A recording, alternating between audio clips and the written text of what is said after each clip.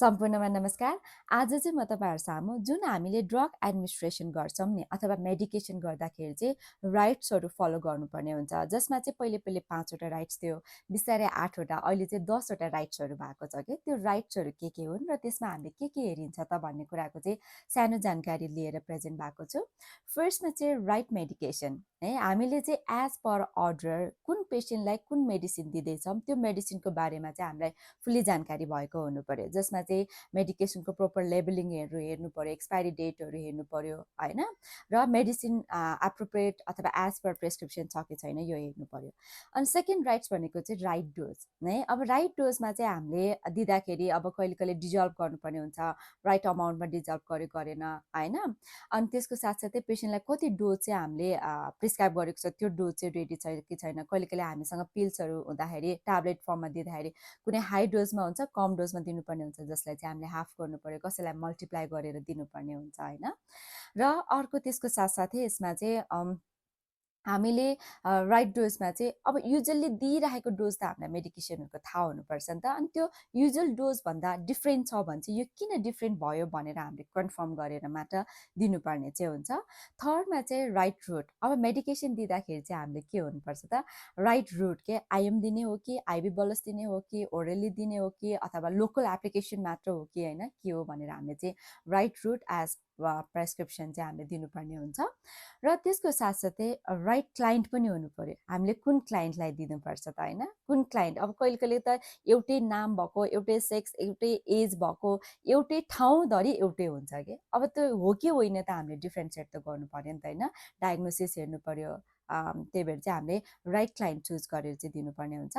Next right भनेको चाहिँ right client education के, जसमा चाहिँ क्लाइन्ट एजुकेसनमा चाहिँ यो मेडिसिन किन दिँदैछौँ हामीले होइन, यसको एक्सपेक्टेड आउटकम के हुनसक्छ, एक्सपेक्टेड साइड इफेक्टहरू के हुनसक्छ, र यो मेडिकेसन लिँदाखेरि चाहिँ उसले के प्रिकसन लिनुपर्ने हुन्छ त भन्ने कुराको चाहिँ फुल्ली उसलाई चाहिँ इन्फर्म गरेको, एजुकेसन दिएको चाहिँ हुनुपर्छ। र अर्को भनेको चाहिँ राइट डकुमेन्टेसन है। अब राइट डकुमेन्टेसनमा चाहिँ कस्तो त भन्दाखेरि चाहिँ हामीले मेडिकेसन दिइसके पछाडि फुल्ली एउटै मेडिकेसन दिनेले चाहिँ जसले मेडिकेसन दिनुभएको छ उहाँले नै सिग्नेचर गरेको हुनुपर्छ कि। अनि जसमा चाहिँ हामीले एज पर हस्पिटल प्रोटोकल हामीले कतिखेर कुन सेड्युलमा दिने त त्यो सेड्युलमा, अनि कहिले कहिले हामीले चाहिँ त्यो टाइममा एक्ज्याक्ट टाइममा दिन सकेनौँ भने चाहिँ त्यो किन दिन सकेन, त्यसको कारणले हामीले कहिले चाहिँ दियौँ त भनेर चाहिँ राइट डकुमेन्टेसन चाहिँ गरेको हुनुपर्छ। र मेडिकेसन जसले दिएको हो उसैको चाहिँ के हुनुपर्छ त, सिग्नेचर चाहिँ हुनुपर्छ। यो चाहिँ राइट डकुमेन्टेसनमा पर्छ।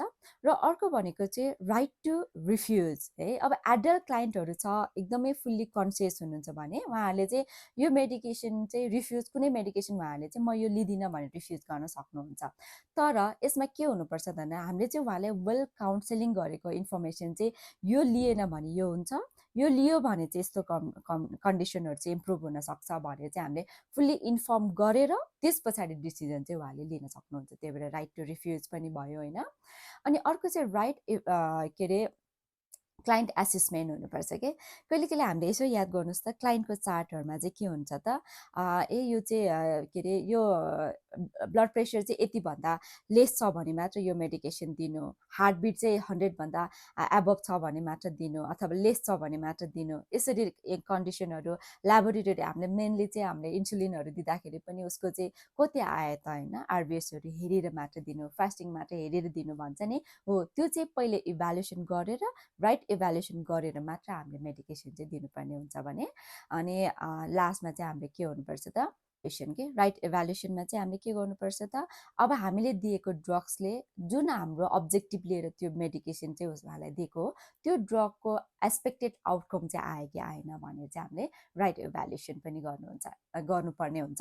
यसरी चाहिँ राइट क्लाइन्टदेखि लिएर राइट मेडिकेसनदेखि लिएर राइट इभ्यालुएसनसम्म गरेर चाहिँ टोटल 10वटा इभ्यालुएसन चाहिँ छ। Thank you.